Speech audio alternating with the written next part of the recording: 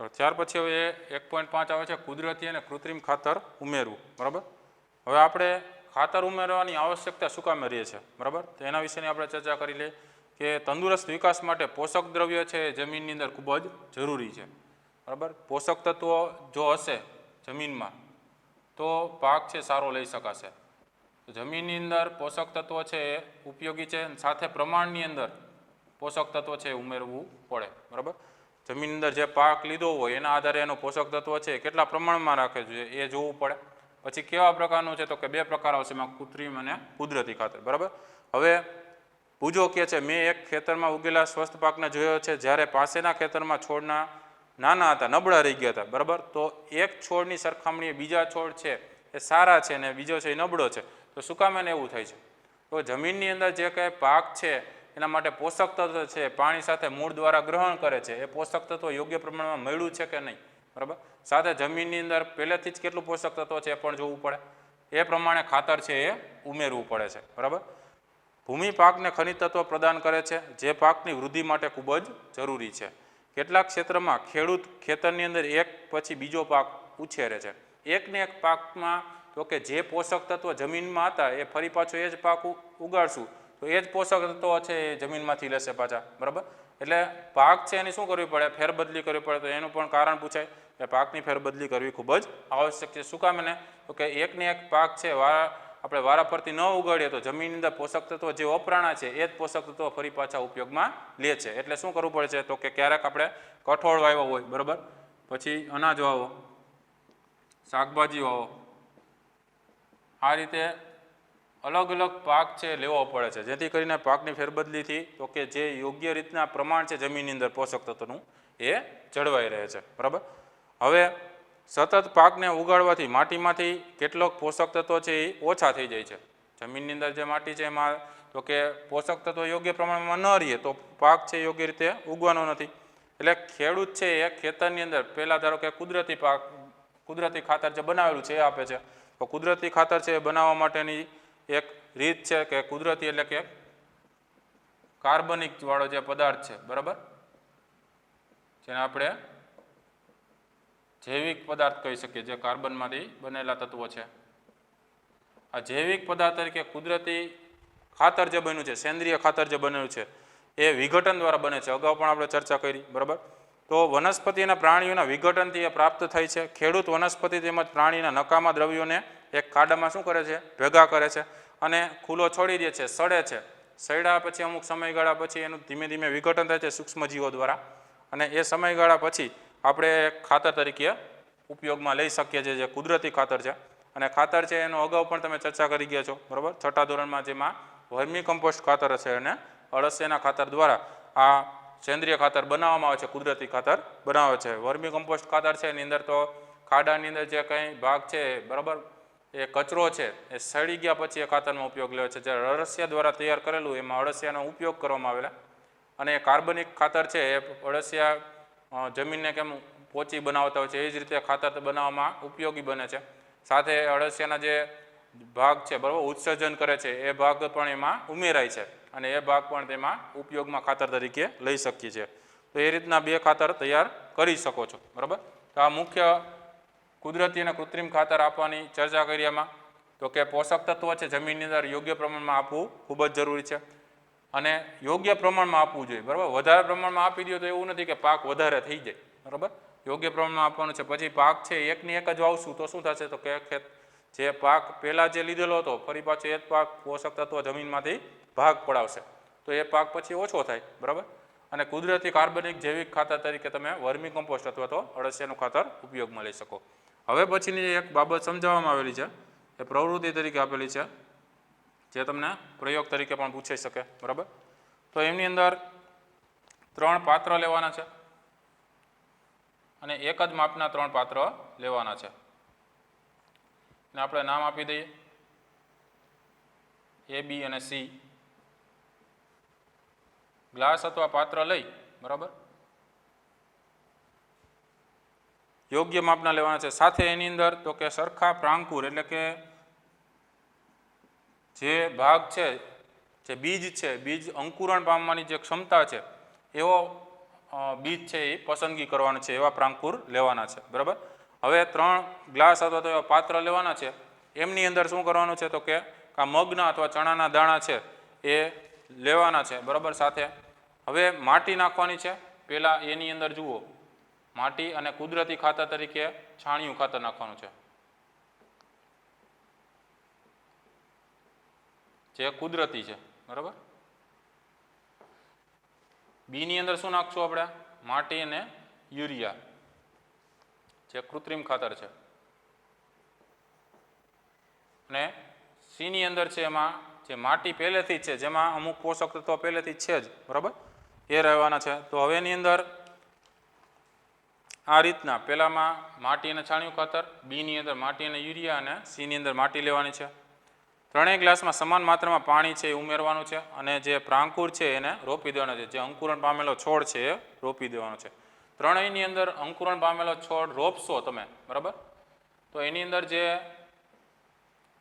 ધીમે ધીમે તમને અંકુરણ પામતું દેખાશે, એની અંદર જે છોડ છે એ વિકસિત થતો દેખાશે, બરાબર. પણ એમાં કેની અંદર વધારે વિકાસ થયેલો દેખાશે, કયો છોડ છે વધારે વિકસિત દેખાય છે, એની વૃદ્ધિ કયા છોડમાં વધારે દેખાય છે. તો આને અંદાજિત 7 થી 10 દિવસ સુધી અભ્યાસ કરવાનો, અવલોકન કરવાનું, બરાબર, અને ત્યાર પછી એની વૃદ્ધિનો અભ્યાસ કરવાનો છે. તો ત્રણેય છોડની અંદર, બરાબર, તમે જોઈ શકો છો અમુક સમયગાળા પછી તમને એમાં વૃદ્ધિ દેખાશે. કયા ગ્લાસમાં તો કે અથવા કયા પાત્રની અંદર સારી છોડની વૃદ્ધિ દેખાય છે, બરાબર, અને છોડની જે ઝડપી વૃદ્ધિ થાય છે એ પણ તમે જોઈ શકશો. તો તમે જોઈ શકો છો કે અહીં બી છોડ છે, બરાબર, એની અંદર ધારો કે ઝડપી વૃદ્ધિ દેખાય છે. એવું શું કામે થયું, બરાબર? આવું શું કામે થાય છે તો કે માટી સાથે તમે કૃત્રિમ ખાતર જે ઉમેરો છો એ માટી સાથે યોગ્ય પ્રમાણમાં ભળી જાય છે. સાથે એને યોગ્ય રીતના પોષક તત્વો જે પ્રમાણમાં જોતા હતા એ જ પ્રમાણમાં મળ્યા છે, જેથી કરીને એની વૃદ્ધિ છે એ યોગ્ય રીતે થઈ ગઈ છે. જ્યારે માટી પાસે છાણિયું ખાતર છે એ ભેળવું છે તો એ પોષક તત્વો મળે છે, પરંતુ જે પ્રમાણ છે એ થોડુંક ઓછું હોય છે, બરાબર, જેથી કરીને વૃદ્ધિ છે એ કૃત્રિમ ખાતર કરતાં કેવી રીતે ઓછી રહે છે. અને ખાલી માટી હતી એની અંદર તો જે પોષક તત્વો પહેલેથી હતા જ, બરાબર, એટલા જ પોષક તત્વોનો ઉપયોગ કરીને એ છોડ છે ઉગે છે, બરાબર. એ તમે જોઈ શકો છો કે માટી અને યુરિયા ખાતર જે ઉમેરેલું હતું, કૃત્રિમ ખાતર ઉમેરેલું હતું, તો એ વધારે ઉત્પાદનની અંદર સારો ભાગ ભજવે છે. પરંતુ એમાં એ બાબત નોંધનીય છે કે જે કૃત્રિમ ખાતર છે એ વધારે પ્રમાણમાં જો જમીનની અંદર વારે વારે લેવામાં આવે તો અમુક સમયગાળા પછી જમીનની અંદર જે પોષક તત્વો છે એટલું બધું, બરાબર, આપણે કૃત્રિમ ખાતર ઉમેરીએ છીએ જે એક પ્રકારના રાસાયણિક તત્વો છે, અને એ રાસાયણિક તત્વો જમીનના જે બંધારણ છે એને બગાડી નાખે છે. જમીનની અંદરને જે હવા છે, બરાબર, પસાર થવી જોઈએ, સાથે પાણી છે જમીનમાં ઉતરવું જોઈએ, એ બધા બાબતને ધ્યાનમાં રાખીએ તો કૃત્રિમ ખાતર છે લાંબો સમયગાળા માટે નુકસાનકારક છે, બરાબર. ત્યારે જે થોડાક પ્રમાણમાં જે વૃદ્ધિ છે ઓછી થાય, બરાબર, કુદરતી ખાતરમાં, પણ એના કરતાં તો, બરાબર, આ કૃત્રિમ ખાતર કરતાં કુદરતી ખાતર સારું કહેવાય લાંબા સમયગાળા માટે, બરાબર. જમીનનું બંધારણ બગડતું નથી, અને સાથે તો કે જે પાકનું ઉત્પાદન છે એ પણ મેળવી શકાય છે, બરાબર. તો એ બાબત યાદ રાખજો. સાથે અલગ અલગ કૃત્રિમ ખાતરની આપણે ચર્ચા કરીએ છીએ, બરાબર. જેમ કે કૃત્રિમ ખાતર રાસાયણિક પદાર્થ છે જે વિશેષ પોષક દ્રવ્યોથી સમૃદ્ધ હોય છે. તે કુદરતી ખાતરથી કેવી રીતે અલગ પડી જાય છે, બરાબર, એની આપણે ચર્ચા કરવી પડશે કે કુદરતી ખાતર કેવું છે અને કૃત્રિમ ખાતર કેવું છે. અને સામાન્ય રીતે કૃત્રિમ ખાતર છે એનું ઉત્પાદન કારખાનાની અંદર કરીએ છીએ, અને એના નામ છે બધા અહીંયા યાદ રાખવાના થશે, બરાબર, કૃત્રિમ ખાતરના. એમાં કયા કયા આવશે કૃત્રિમ ખાતરના નામમાં? યુરિયા, બરાબર, એમોનિયમ સલ્ફેટ, પછી સુપર ફોસ્ફેટ, પોટાશ એટલે કે સલ્ફર, અને નાઇટ્રોજન, ફોસ્ફરસ અને પોટેશિયમ, બરાબર, એનપીકે ખાતર કહેવામાં આવે છે. એટલે પ્રશ્ન પૂછાય એનપીકે ખાતર એટલે શું, તો કે જે ખાતરની અંદર નાઇટ્રોજન, ફોસ્ફરસ અને પોટેશિયમ તત્વો રહેલા છે તે ખાતરને એનપીકે ખાતર કહેવાય છે. તો કૃત્રિમ ખાતર તરીકે આટલા પોષક તત્વો મેળવવા માટે, બરાબર, જે યોગ્ય પ્રમાણમાં છોડને લાગુ પડતું હોય એ પ્રમાણેનું ખાતર આપવામાં આવે છે, બરાબર. તો અલગ અલગ ખાતરો છે કૃત્રિમ ખાતરમાં. તેના ઉપયોગથી ખેડૂતોને ઘઉં અથવા તો, બરાબર, મકાઈ જેવા પાક લેતા હોય તો એની અંદર યોગ્ય સહાયતા મળી રહે છે. પરંતુ કૃત્રિમ ખાતરના અત્યંત વધારે ઉપયોગથી જમીનની ફળદ્રુપતામાં શું થઈ જાય છે? ઘટાડો થઈ જાય છે. વધારે પ્રમાણમાં જો આપણે કૃત્રિમ ખાતર લેવા માંડીએ તો અમુક સમયગાળા પછી ફળદ્રુપતા શું થઈ જાય છે, ઘટી જાય છે. અને સાથે જલ પ્રદૂષણનો પણ સ્ત્રોત છે. પાણી છે એની સાથે ભળી જાય તો પાણી છે રસાયણવાળું થઈ જાય છે ખાતર સાથે ભળે છે ત્યારે. જમીનની ફળદ્રુપતા બનાવી રાખવા માટે આપણે કૃત્રિમ ખાતરના સ્થાને શેનો ઉપયોગ કરવો જોઈએ, તો કે કુદરતી ખાતરનો ઉપયોગ કરવો જોઈએ. અથવા તો 2 વખત પાક લેવાના છે, બરાબર, પાકની ફેરબદલી કરવાની છે. સાથે તો કે ખેતરના કેટલોક સમય છે એમાં કાંઈ વાવ્યું ન હોય એવો પણ સમયગાળો થોડોક પસાર કરવો પડે, બરાબર, જેથી કરીને જમીનનું બંધારણ છે એ યોગ્ય રીતે જળવાઈ રહે. કુદરતી ખાતરના ઉપયોગથી જમીનના બંધારણ તેમજ જળ સંગ્રહ ક્ષમતામાં વધારો થાય, બરાબર. તો આ બધા મુદ્દા છે, આ પ્રવૃત્તિની નોંધી લ્યો, બરાબર. પછી આપણે એનો આગળનો ભાગ જોઈએ, કુદરતી ખાતર અને કૃત્રિમ ખાતરનો તફાવત અને એના ફાયદાઓ.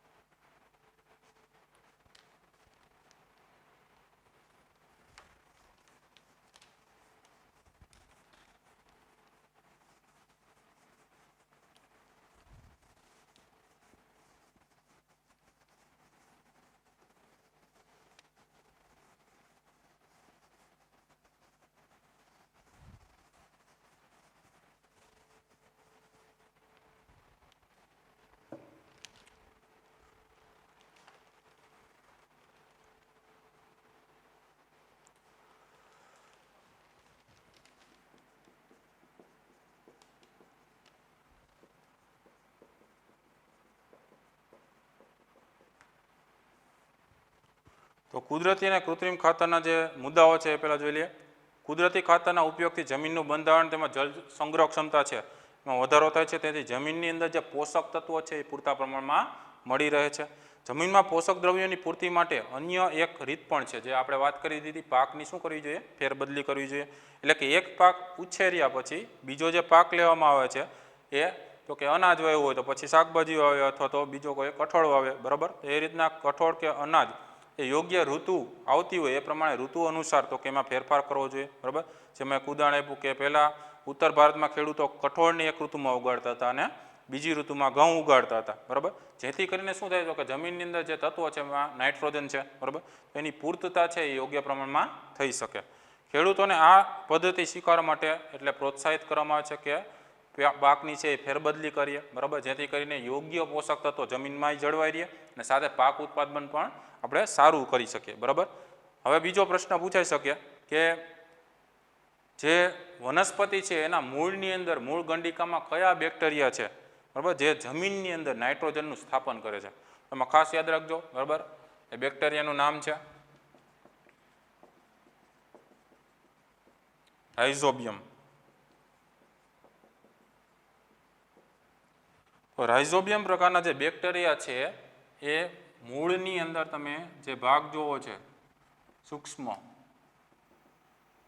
બરાબર, મૂળ હોય એમાંથી તંતુમય ને શાખામય મૂળ છે, તો એમાં જે આગળના જે ભાગ છે પાતળા થાય છે ત્યાં તો કે મૂળ ગંડિકાઓ રહેલી છે, ટપકા સ્વરૂપે તમે જોતા હોય. તો એ મૂળ ગંડિકાની અંદર રાઇઝોબિયમ પ્રકારના જે બેક્ટેરિયા છે એ જોવા મળે છે. એનું કાર્ય મુખ્ય શું છે તો કે જમીનની અંદર એ તો કે હવામાં રહેલો, જે વાતાવરણમાં રહેલો નાઇટ્રોજન છે એનું શું કરે છે, સ્થાપન કરે છે. શેનું સ્થાપન કરે છે? હવામાં રહેલો નાઇટ્રોજન છે, બરાબર, એ કેમાં સ્થાપન કરશે? જમીનમાં સ્થાપન કરશે નાઇટ્રોજન, બરાબર. તો રાઇઝોબિયમ પ્રકારના બેક્ટેરિયા છે મૂળની મૂળ ગંડિકામાં વસવાટ કરે છે અને એનું કાર્ય શું છે તો કે નાઇટ્રોજન જે હવામાં રહેલો છે તેને જમીનમાં એનું સ્થાપન કરે છે. હવે વાત કરીએ આપણે કુદરતી ખાતર અને કૃત્રિમ ખાતરના તફાવતની, બરાબર. એનો તફાવત શું કહેવા માંગે છે એ સમજતા જઈએ. પહેલો મુદ્દો છે, બરાબર, કૃત્રિમ ખાતર કેવું છે તો કે અકાર્બનિક ક્ષાર છે.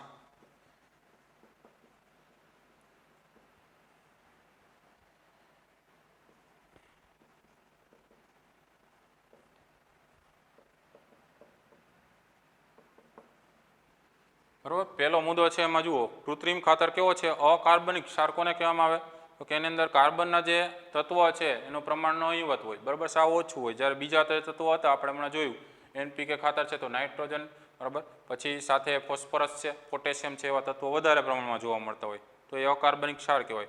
કુદરતી ખાતર છે એક પ્રાકૃતિક પદાર્થ છે. આ પ્રાકૃતિક પદાર્થ કોને કહેવામાં આવે તો કે જેની અંદર, બરાબર. છાણ, માનવના નકામા પદાર્થો અને વનસ્પતિના જે અવશેષો છે એનું વિઘટન થાય બેક્ટેરિયા દ્વારા, બરાબર, ત્યારે ખાતર તરીકે ઉપયોગી થાય. સેન્દ્રિય ખાતર છે, વર્મી કમ્પોસ્ટ છે, અળસિયા દ્વારા, એ બધા કુદરતી ખાતરના ઉદાહરણ કહી શકીએ. બરાબર. તો યાદ રાખજો પહેલો મુદ્દો. બરાબર. અકાર્બનિક ક્ષાર છે જ્યારે કુદરતી ખાતર પ્રાકૃતિક પદાર્થ છે જેની અંદર તો કે આવા જે નકામા પદાર્થો અવશેષો છે એનું વિઘટન થાય છે. હવે જે બીજો મુદ્દો છે એમાં તો કે કૃત્રિમ ખાતરની વાત કરીએ તો કૃત્રિમ ખાતરનું નિર્માણ છે કેની અંદર થાય છે? કારખાનામાં થાય છે. બરાબર. શેની અંદર બનાવવામાં આવે છે? કારખાનામાં બનાવે છે. જ્યારે કુદરતી ખાતર છે તે કોઈ પણ ખેતરની આજુબાજુની જે જગ્યા હોય ત્યાં પણ બનાવી શકીએ છીએ. એટલે ખેતરમાં પણ બનાવી શકીએ છીએ. પછી ત્રીજો મુદ્દો આપણે જોઈએ. એમાં કીધું છે કે કૃત્રિમ ખાતરથી જમીનને સેન્દ્રિય પદાર્થો પ્રાપ્ત થતા નથી. બરાબર. કૃત્રિમ ખાતર છે એનાથી તો કે જે સેન્દ્રિય પદાર્થો છે, જે કાર્બનિક પદાર્થો છે એ પ્રાપ્ત થતા નથી. બરાબર. આ પ્રાપ્ત થતા નથી. તો કુદરતીમાં શું આવશે? તો કે કુદરતી ખાતરથી જમીનને ભરપૂર માત્રામાં શું થાય છે? તો કે સેન્દ્રિય પદાર્થો પ્રાપ્ત થાય છે.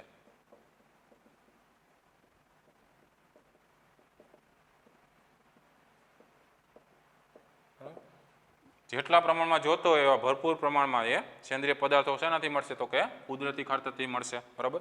પછી ચોથો મુદ્દો છે એમાં જુઓ, કૃત્રિમ ખાતરની અંદર તો કે વનસ્પતિ માટે જરૂરી પોષક દ્રવ્યો જેવા કે ક્યાં આવશે? તો કે નાઇટ્રોજન,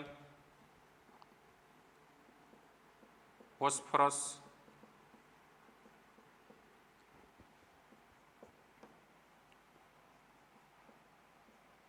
અને પોટેશિયમ જેવા. તો આપણે અગાઉ પણ વાત કરી એનપીકે ખાતરની. બરાબર. એવા પોષક તત્વો ભરપૂર પ્રમાણમાં જોવા મળતા હોય છે કૃત્રિમ ખાતરની અંદર. બરાબર. જ્યારે કુદરતીની અંદર તો કે વનસ્પતિ માટે જે કંઈ જરૂરી પોષક તત્વો છે એ પ્રમાણમાં કેવા હોય છે? તો કે આના પ્રમાણમાં કેવા હોય છે? ઓછા હોય છે. એટલે એવો શબ્દ વાપરો છે, તુલનાત્મક રીતે ઓછા હોય છે. બરાબર. એટલે જે પોષક તત્વો હોય છે એનું પ્રમાણ કેવું છે? થોડુંક ઓછું છે.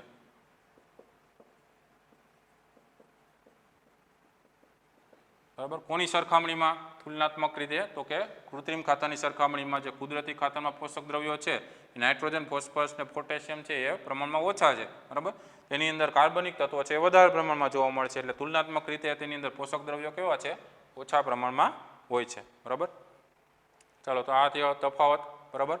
એના મુદ્દા યાદ રાખવાના છે. તફાવત તરીકે પૂછાય અને બીજી રીતે પણ પૂછાય કે કૃત્રિમ ખાતર અને કુદરતી ખાતરની અંદર તો કે ભિન્નતા શું છે, અથવા તો એમની સરખામણી કરી શકો તો કઈ રીતે કરી શકશો, એવા પ્રશ્નો પૂછી શકે.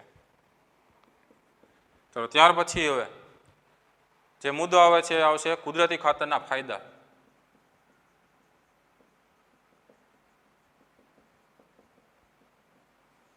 અત્યાર સુધી આપણે જોયું. બરાબર. એનો તફાવત જોયો, તેમાં અલગ અલગ મુદ્દા જોયા. અગાઉ પણ આપણે વાત કરી પ્રમાણે કે કુદરતી ખાતર છે કેટલું લાભદાયી છે એના ફાયદામાં આવશે. જૈવિક ખાતરને કૃત્રિમ ખાતરની તુલનામાં વધારે સારું ગણવામાં આવે છે. બરાબર. એનું મુખ્ય કારણ શું છે? તો આ બાબત યાદ રાખજો. બરાબર. પ્રશ્નમાં પૂછાય કે પહેલું તો એમાં જમીન છે એની જલધારણ ક્ષમતા, જમીનની જલધારણ ક્ષમતા છે એમાં શું થાય છે? વધારો થાય છે.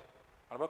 જે કુદરતી ખાતર છે એ યોગ્ય રીતે તમે આપશો તો જમીનની અંદર પાણી શોષાવાની જે ક્રિયા થાય છે, જલધારણ ક્ષમતા છે, બરાબર, જેના દ્વારા પાણી છે ઉતરશે જમીનમાં અને પાણીની ક્ષમતા છે, બરાબર, જમીનના પેટાળની અંદર વધશે.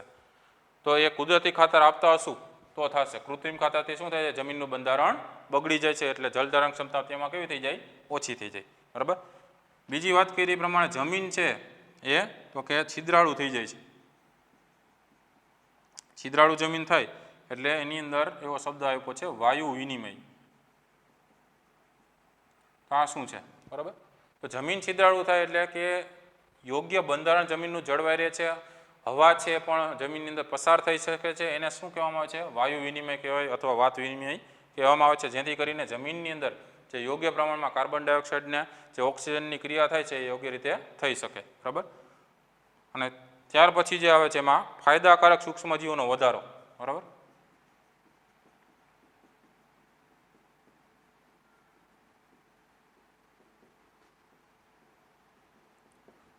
તો ફાયદાકારક સૂક્ષ્મજીવો છે એ વધારે પ્રમાણમાં હશે તો એ શું કરશે? તો કે વિઘટન કરીને ફરી પાછું ખાતરમાં રૂપાંતર કરશે.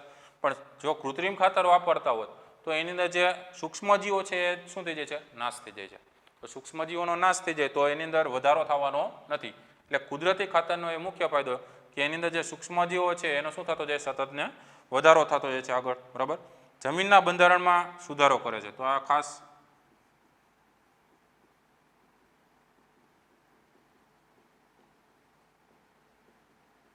જમીનનું બંધારણ છે એ સારું થાય છે. તો આ મુખ્ય ફાયદાઓ છે, બરાબર, એડવાન્ટેજ છે. કયા કયા છે યાદ રાખજો. જમીનની જલધારણ ક્ષમતા છે એ સારી કરે છે. પછી જમીન છે એ કેવી બનાવે છે? છિદ્રાળુ બનાવે છે, બરાબર. અને વાયુ વિનિમયની જે પ્રક્રિયા છે ઓક્સિજન કાર્બન ડાયોક્સાઇડની જમીનની અંદર સારી રીતે થાય છે. પછી ફાયદાકારક જે સૂક્ષ્મજીવો છે એનો શું થાય? સતત ને સતત વધારો જોવા મળે છે. જો કૃત્રિમ ખાતર વાપરતા હોત તો જમીનની જલધારણ ક્ષમતા ઓછી થઈ જાય, છિદ્રાળુ જમીન છે એ બુરાતી જાત, એટલે પાણી ઉતરવાની પ્રક્રિયા ધીમી થઈ જાય, બરાબર. વાયુ વિનિમયની પ્રક્રિયા ધીમી થઈ જાય, બરાબર. અને સૂક્ષ્મજીવોનો શું થઈ જાય? જમીનની અંદર નાશ થઈ જાય, જમીનનું બંધારણ શું થઈ જાય? બગડી જાય, બરાબર. એટલે આ ફાયદા કહેવાય. જમીનના બંધારણ છે એ સારું રાખવું હોય જમીનનું બંધારણ તો કુદરતી ખાતર વાપરવું જોઈએ. તો એના ફાયદા થશે, બરાબર. આ યાદ રાખજો. અને આટલી બધી વસ્તુ જે છે તફાવત અને ફાયદાઓને બધું લખી લ્યો.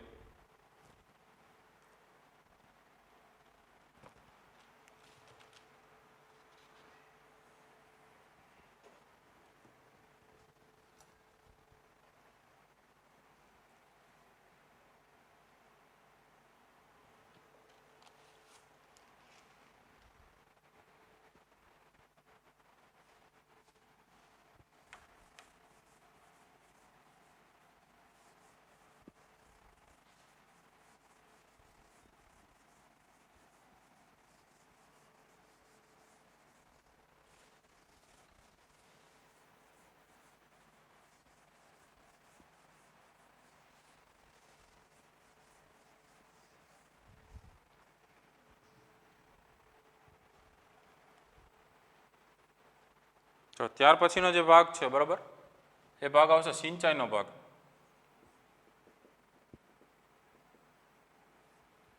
આપણે અલગ અલગ તબક્કાઓ શીખતા જાય છે, જેની અંદર અગાઉથી આપણે ચર્ચા કરી પ્રમાણે કે પહેલાં જમીનને તૈયાર કરવી, પછી રોપણી કરવી, બરાબર. પછી આપણે વાત કરી પ્રમાણે કૃત્રિમ કે કુદરતી ખાતર ઉમેરવાનું, અને હવે ખાતર નાખી દીધા પછી પાણીની આવશ્યકતા ખૂબ જ જરૂરી છે. તો પાણી આપણે આપશું અને યોગ્ય પ્રમાણમાં અમુક સમયગાળા દરમિયાન આપતા રહેવું પડશે. તો એ શું છે? સિંચાઈ કરવી, બરાબર. તો જીવંત રહેવા માટે પ્રત્યેક સજીવને પાણીની આવશ્યકતા છે. આપણે અગાઉ આપણે ચર્ચા કરેલી છે. વનસ્પતિના ફૂલ, ફળ, બીજની વૃદ્ધિ તેમજ વિકાસ માટે પાણીનું, બરાબર, ખૂબ જ મહત્ત્વ છે. દરેક જીવ છે એ પાણી વિના રહી શકે નહીં. વનસ્પતિના મૂળ દ્વારા શું થાય છે? પાણીનું શોષણ થવા લાગે છે, બરાબર. જેથી ખનિજ ક્ષારો છે, પછી ખાતરો છે, એ દરેક ભાગો છે એનો તો કે મૂળ દ્વારા શું થાય છે? ધીમે ધીમે શોષણ થતું જાય છે.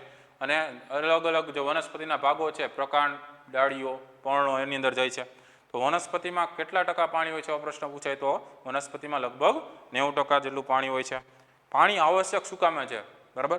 કારણ શું? તો કે બીજની જે અંકુરણ ક્ષમતા છે, બીજ છે એ યોગ્ય રીતે તો કે વૃદ્ધિ પામી શકે, એનો વિકાસ થઈ શકે, એના માટે તો કે પાણી છે ખૂબ જ જરૂરી છે. કારણ કે જો પાણી ન હોય તો એના જે કોષો છે અંદરના, એ કોષો જીવંત રહી શકશે નહીં, બરાબર.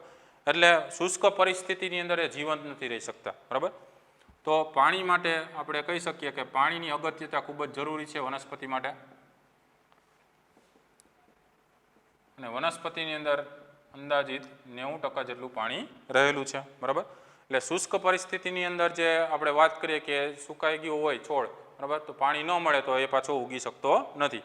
પાણીમાં ઓગળેલા ખનિજોનું વહન છે, બરાબર, જમીનની અંદર મૂળમાંથી થાય છે, એ પ્રત્યેક ભાગની અંદર આપણે જોવા મળતા હોય છે. હવે બીજી વાત કરીએ તો આપણે પાકને જો આપણે ઠંડી એટલે કે હિમ પ્રદેશ હોય, બરાબર, અને ગરમી એટલે કે રણ પ્રદેશ જેવી ગરમી લાગતી હોય તો એનાથી જે રક્ષણ મેળવવું છે તો એ કઈ રીતે આપે છે? તો સ્વસ્થ પાકના ઉછેર માટે જમીનમાં પાણીનો જે ભેજ છે એ ખૂબ જ અગત્યનો રહેશે, બરાબર. કારણ કે તમે જુઓ કે ઠંડી અને ગરમી સામે રક્ષણ મેળવવા માટે, બરાબર, પાણી અગત્યનું છે. અને એના દ્વારા શું થાય છે? તો કે સ્વસ્થ પાકની અંદર જે જમીન છે, બરાબર, એ જમીન ભેજવાળી રહેવી જોઈએ. જમીનની અંદર ભેજ હશે તો એ પાણી એને સતત મેળે રાખશે, બરાબર, અને પાકનો ઉછેર છે એ યોગ્ય રીતે થઈ શકશે. તો જમીનમાં પાણીનો ભેજ જાળવી રાખવા માટે ખેતરમાં નિયમિત રૂપે પાણી આપવું આવશ્યક છે, બરાબર. ચાલો હવે વાત કરીએ આપણે સિંચાઈની વ્યાખ્યાની. સિંચાઈ કોને કહેવામાં આવે છે એવો પ્રશ્ન પૂછાય, બરાબર. તો સમયાંતરે, એને શબ્દ કીધો છે સમયાંતરે, એટલે કે સમયાંતરે ખેતરની અંદર, ખેતરમાં પાણી પૂરું પાડવાની ક્રિયા અથવા પદ્ધતિને, બરાબર, શું કહેશું? સિંચાઈ કહેશું. સમયાંતરે એને એવો શબ્દ વાપરો કે ખેતરની અંદર પાક વાવી દીધો પછી સતત પાણી નથી આપી રહેવાનું, બરાબર. યોગ્ય સમયગાળા પછી જોવાનું છે કે એની અંદર પાણી છે એ જમીનની અંદર ભેજયુક્ત છે કે નહીં, બરાબર. પછી એના પાણી છે એ આપતું રહેવાનું છે. તો સમયાંતરે ખેતરમાં પાણી પૂરું પાડવાની ક્રિયાને શું કહીશું? સિંચાઈ કહીશું. સિંચાઈનો સમય અને માત્રા છે એ ખૂબ જ મહત્ત્વની છે. તો આ બે બાબત યાદ રાખવાની કે યોગ્ય સમયે દેવાનું છે અને કેટલા પ્રમાણમાં પાણી દેવાનું છે એ મહત્ત્વનું છે, બરાબર. જમીન મુજબ અને ઋતુ મુજબ પાછું આ પ્રમાણ અને માત્રા છે, સમયની માત્રા પ્રમાણે અલગ અલગ થતું જાય. કારણ શું? તો કે ઉનાળો હોય, બરાબર, તો ઉનાળાની અંદર તો કે માત્રા પાણીની વધારે જોઈએ. શું કામ? એને તો કે બાષ્પીભવનનો દર કેવો હોય? વધારે હોય, બરાબર. બાષ્પ દ્વારા પાણી છે એ વાતાવરણની અંદર ઠલવાતું હોય છે, બરાબર, જેથી કરીને પાણીની ખટ પડે છે. તો જમીનની અંદર ત્યારે પાણી છે એ તો કે વધારે દેવું પડે છે, શોષે છે વધારે, બરાબર. અને જો વરસાદ પડતો હોય તો પાણી છે, બરાબર, એની જલધારણ ક્ષમતા પ્રમાણે તો કે શોષી લીધું હોય પાણી, પછી એ પાણી નથી શોષવાનું, બરાબર. એને બાષ્પીભવનનો દર એ કેવો હોય? ઓછો હોય, બરાબર. અને વાતાવરણ કેવું હોય? ભેજવાળું હોય. એટલે પાણી છે એ ઓછું હોય તોય જમીન ભેજવાળી જ રહેશે વરસાદમાં, બરાબર. તો આ યોગ્ય રીતના સમય અને માત્રા છે એ યાદ રાખવાની છે, બરાબર. એ પ્રમાણે આપણે પાણી છે એ પાકને આપવાનું છે, બરાબર. આ પછી એ રીતના બુજો કે છે આ વર્ષે પાણી આપતા સમયે હું વધારે સતર્ક રહ્યો છું. ગયા ઉનાળામાં મારા છોડ સુકાઈને મરી ગયા હતા, બરાબર. એને પણ એ બાબતની ખ્યાલ આવ્યો છે કે જો પાણી યોગ્ય રીતે ન આપવામાં આવે તો ઉનાળાની અંદર બાષ્પીભવનનો દર વધી જાય છે અને પાણી છે એ યોગ્ય રીતે ન મળે પાકને તો એનું જે પોષણ જે મળવું જોઈએ પાણી સાથે એ પણ ઓછું થઈ જાય છે, બરાબર, જેથી એ છોડ છે એ નથી ઉગી શકતા, બરાબર. ચાલો હવે જે બાબત શીખવાની છે સિંચાઈની જ બાબત છે. એ છે સિંચાઈના સ્ત્રોત.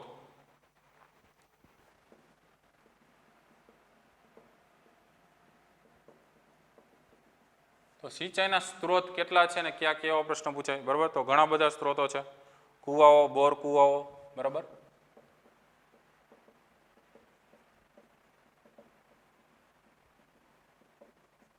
પછી તળાવ હોય, સરોવર હોય, નદી, પછી ડેમ, ચેક ડેમ,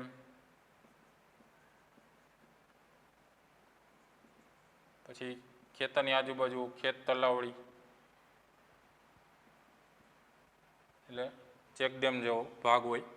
તો આ સિંચાઈના સ્ત્રોત છે, બરાબર. નહેરો છે, આ અલગ અલગ તમે ભાગ છે એના દ્વારા પાણી છે એ તો કે આપી શકો છો, ત્યાંથી મેળવી શકો છો પાણી, બરાબર. તો એ સિંચાઈના સ્ત્રોત થશે. તો આ બાબત છે એ નોંધી લેજો.